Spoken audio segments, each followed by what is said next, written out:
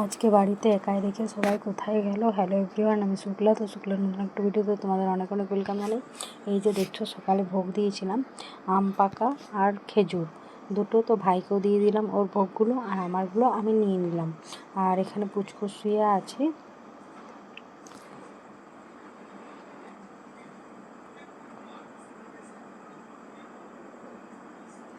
আর এদিকে মানে কি হয়েছে, মা বাবা ওরা একটু গেল বাইরে, চলে আসবে তাড়াতাড়ি। আর এখানে আমি ভাত বসিয়ে দিয়েছি। তো ইন্ডাকশানে ভাতটা রান্না করছি, কারণ গ্যাসে রান্না করতে গিয়েছিলাম, কিন্তু মানে কি হলো, হঠাৎ গ্যাসটা শেষ হয়ে গেছে।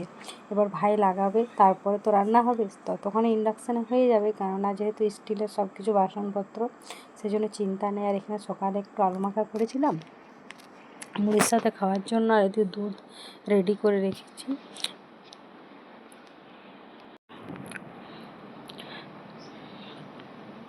তো একটু আলু মাখা আছেই, ভাত বানাবো, ডাল বানাবো, আর একটু দেখা যাক টুকটাক কিছু একটু যদি বানাই তো বানাবো, কেননা খুব বেশি বানাবো না, মা ওরাও নেই, আর পুচকুকে ভাই কতক্ষণই নিয়ে থাকবে, সেই জন্য আমাকেও নিতে হবে টুকটাক।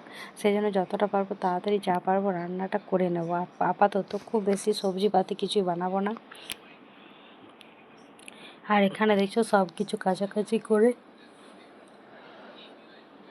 মেলা কমপ্লিট হয়ে গেছে। সকাল সকাল উঠেছি, সকাল সকাল বলতে মোটামুটি 6টায় উঠেছি, তার আগে উঠতে পারিনি, কারণ রাত্রে অনেকক্ষণ জেগেছিলাম, তো সেই জন্য খুব তাড়াতাড়ি উঠতে পারলাম না। আর এদিকে কাজের পিসি এসেছিলো, ও বাসন টাসন ধুয়ে আর করে সব কিছু রেডি করে ও চলে গেছে।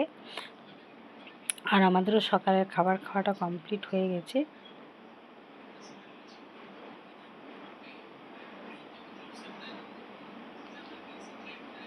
আর এখানে ভাই নিয়ে আসলো খেজুর।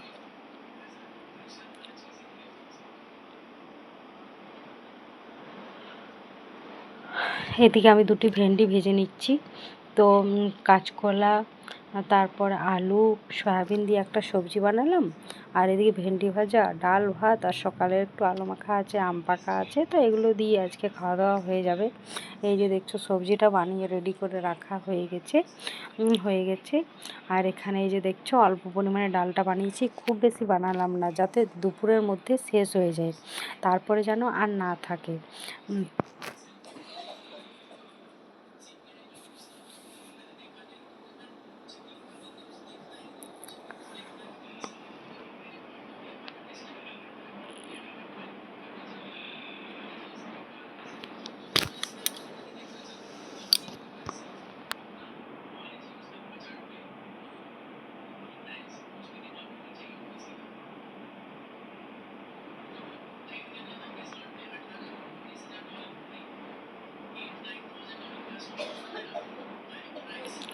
আর এখানে সব দরজাগুলো লাগিয়ে রেখেছি, কেননা কেউ বাড়িতে নেই ধরো, সেই জন্যই লাগিয়ে রেখেছি। সব দিকটা সবাই যখন আসবে তখন আবার খুলে দেব। আর এদিকে এখনই জল আসবে কলে, 6টা বেজে গেছে, তো এখন টাইমলি জল দিচ্ছে, আর অনেকক্ষণও জলটা দিচ্ছে। আর এই জলগুলো দেখছো, আজকে ভাইকে বলেছিলাম ফ্যানটা একটু পরিষ্কার করে দিতে, ও ফ্যানটা পরিষ্কার করেছে, কিন্তু নিচে যে 2 বালতি জল আছে সেটা ধ্যানই দিইনি আমরা, সেই জন্য জলগুলোতে পুরো ধুলো ময়লা পড়ে গেছে, সেগুলো ফেলে দেবো আর কি, ফেলে নতুন জল ভরা হবে।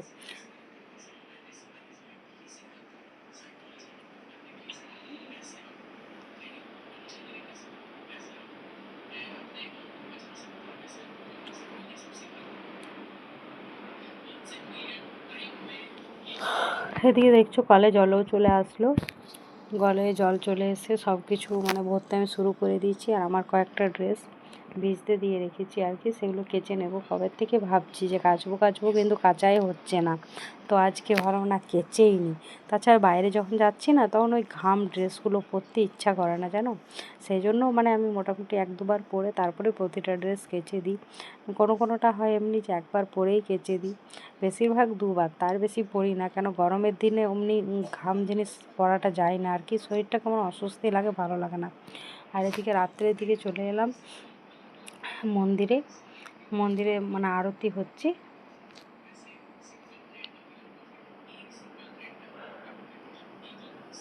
এই মন্দিরটা আমাদের ঘরের সামনেই আর কি, একদম ঘরের সামনে। আর প্রচুর মানে ভিড় হয়। আর এখানে একটা মন্দিরের সাথে অনেকগুলো ঠাকুর আছে, সেই জন্য মানে সকাল দুপুর রাত যখনই আসবে ভিড়েই দেখতে পাবে। আর সন্ধ্যার সময় সবাই আসে আরতি দেখার জন্য। সন্ধ্যা আরতি, এই যে সন্ধ্যা আরতি হচ্ছে কৃষ্ণ মন্দিরে, রাধা গোবিন্দ মন্দিরে। এখানে দাদাও এসেছে আর আমরাও চলে এলাম, পুজোকে নিয়ে আসলাম আর কি।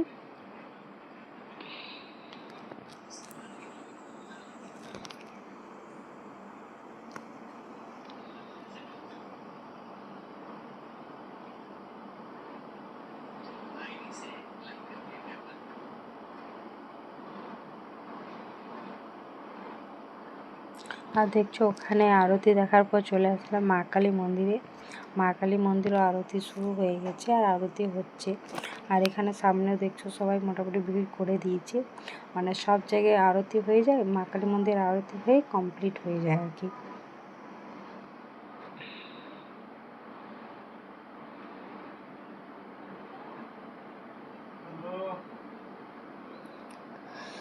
তো বেশ এখন কয়েকদিন থেকে মন্দিরে আসছি টুকটাক করে পুচকুকে নিয়ে রাত্রে, কেননা ওকে ধরো একটু একটু যদি না বার করি তাহলে তো ঘরের মধ্যেই থেকে যাবে, তো সেই জন্য ওকে টুকটাক করে এখন বার করতে শুরু করে দিয়েছি। মানে বাজার হোক, মন্দির হোক, আশেপাশে টুকটাক ফাঁকা ফাঁকা জায়গা, মাঠে হোক, দাদা ওরা ওকে মাঠেও নিয়ে যায় ঘোরাতে, গাড়ি দেখাতে, সব কিছু। তো এইভাবে ওকে টুকটাক ঘোরানো স্টার্ট করে দিয়েছি, কারণ এখন যদি ওকে বাইরে না নিয়ে যায় তাহলে তো পরে বাইরে নিয়ে গেলে ও অনেক ভয় পাবে, সেই জন্য। তো চলো আজকে ভিডিওটা এখানে শেষ করলাম, সবাইকে টাটা।